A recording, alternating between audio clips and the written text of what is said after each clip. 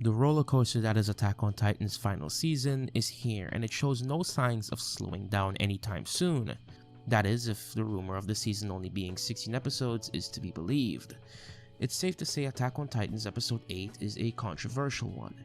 In fact, I'd argue it's one of the most controversial episodes to date. After all, a main character was killed off. Now, I've wanted to talk about Sasha's death from the moment I saw it in the anime, but I didn't know how to tackle this topic. What could I talk about? Do I do an analysis on her character like I did Jean? Do I make a video on how to kill off a character? But then it hit me. As the title of this video suggests, we'll be talking about how Attack on Titan deals with suspense. Without further ado, let's get started. The way Attack on Titan handles Sasha's death is nothing short of amazing. The framing of each scene, the depressing atmosphere, that's a byproduct of episodes prior. Even being a manga reader, this episode still shocked me. From the moment Sasha spared Gabi's life, her fate was sealed. Rather, from the moment they locked eyes. Isayama puts heavy emphasis on the victim and the perpetrator here, and this is just the beauty of his writing. Leaving off from the Eren and Reiner fight, we are met with an ominous music swell in the background as Jean tells the others to protect the airship. Now let's talk about music for a second. Music is an important tool that's used to bring out emotions in a viewer. Anxiety, suspense, happiness, sadness. Music can make or break a scene. Hell, it can even change the tone of a scene. Sometimes a scene without music is just as powerful. Music is a very important and pivotal tool to any form of visual media. Let's take a look at some examples. First, a scene where music heightens it, brings it to a head. They're beautiful fireflies, aren't they? Kenshin!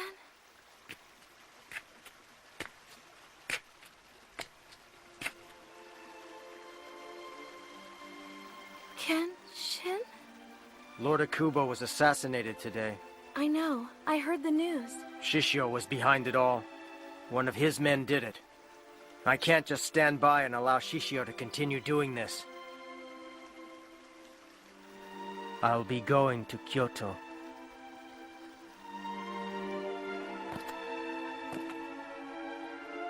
Kyoto.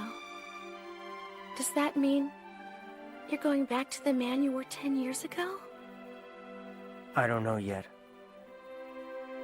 Now, let's look at a scene void of music and what it does to heighten what is going on screen.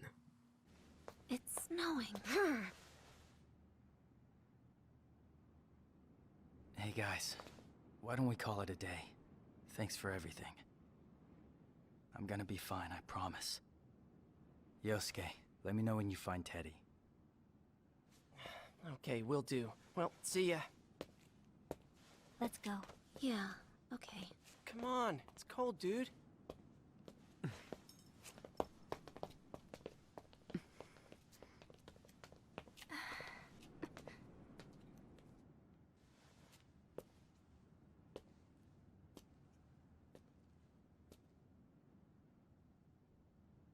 When it snows, you and me are gonna make a snowman, okay? Yeah, we'll make a big one.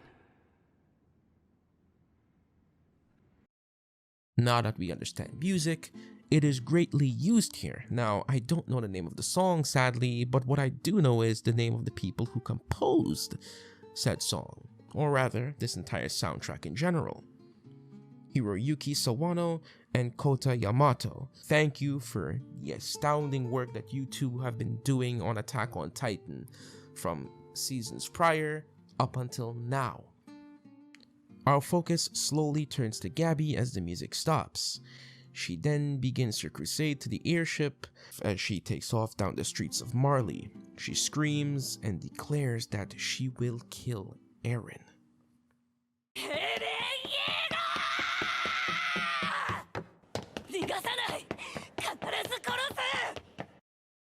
This puts death into the viewer's mind. Or rather, it reminds us of death, because the episode is already titled Assassin's Bullet, so it's safe to assume we know what we're getting into.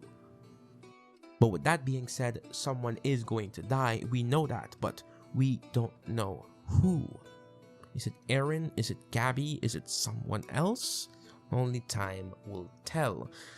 And so, Attack on Titan gives us a question that at this moment in time we won't be able to answer, but we will try to answer, and this in turn heightens the suspense that we feel, the anxiety. Just as our emotions are at a boiling point, the opening starts, and this is a very well-timed opening placement. This is the magic of editing. It gives you a little time to get your breath, but it does not break the suspense. In fact, I'd argue it only makes it stronger. The next few scenes are what I like to call the calm before the storm. There's multiple things going on here, and it's a great insight on how Attack on Titan deals with multiple different little scenarios that all come full circle to paint one big picture. So let's go into them step by step. First, we have the Shiganshina trio reuniting in a very bittersweet way. If you're an anime only, it would have been 2 years since you've seen Eren, Mikasa, and Armin together on screen with each other. The last time we saw them was on the beach, which is a perfect contrast to the scene, not only in tone, but in scenery. It's brilliant. We know for a fact that Eren has spent 2 months in Marley, mingling, pretending to be a soldier, sleeping and eating under the roof of his enemies, learning their ways and their patterns, similar to what Reiner did all those years ago when he came to the island. So for 2 months, Eren, Mikasa, and Armin had not seen each other. We cut back to the streets of Marley, building on that tension. The Marley soldiers in a futile effort to take down our protagonists.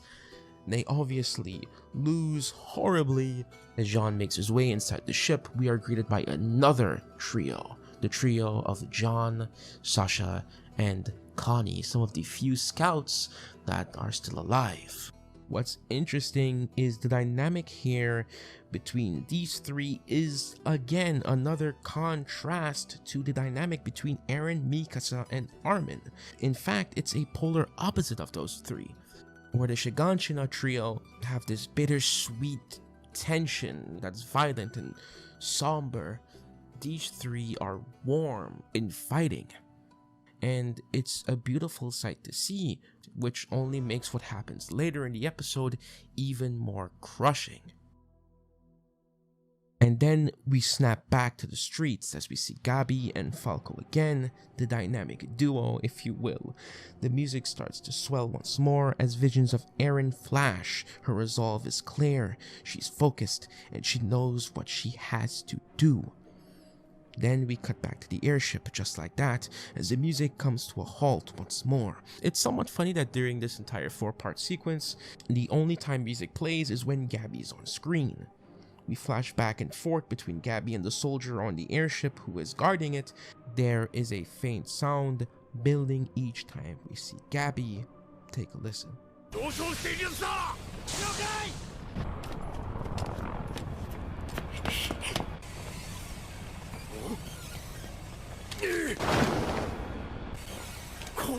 Boom. Gabi takes a shot, kills a soldier, and she gets ready to board the airship. Revenge is in sight. We as the audience are ready in anticipation. The music reaches its head and stops yet again as the two hit the underside of the airship. We cut to Sasha. She's the first to take notice. More of Isayama's foreshadowing being put into play.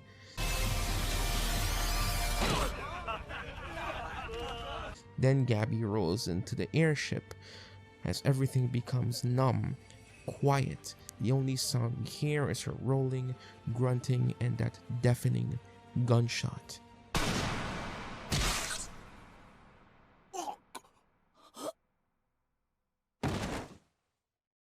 The assassin's bullet takes flight. The suspense the audience has been experiencing comes to a head. Jean turns around. Is the bullet going to hit him? After all, throughout this episode, we see a lot of Jean. He's somewhat of a central focus. We see him climbing aboard the airship. We see him talking with the soldier that Gabi had shot. We hear his thoughts on what he done in Marley. We hear him speak. I would say Jean has probably some of the most screen time in this episode for being a somewhat minor character in the grand scheme. One would argue that him going to the airship right before the soldier was shot was him narrowly escaping death. Keeping in mind that Jean was the one who was about to investigate the origin of the sound that Sasha heard. The bullet completely misses Jean. Instead, it hits Sasha. She falls to the floor. Jean, Connie, Gabi, the audience. We are all speechless, still trying to process what we witnessed. The swelling theme that once followed Gabi has carried over to Sasha, meeting its high point and climax all at once.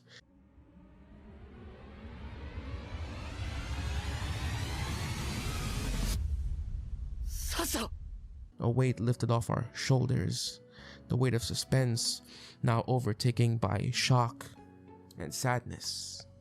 And that, folks, is how Attack on Titan does suspense.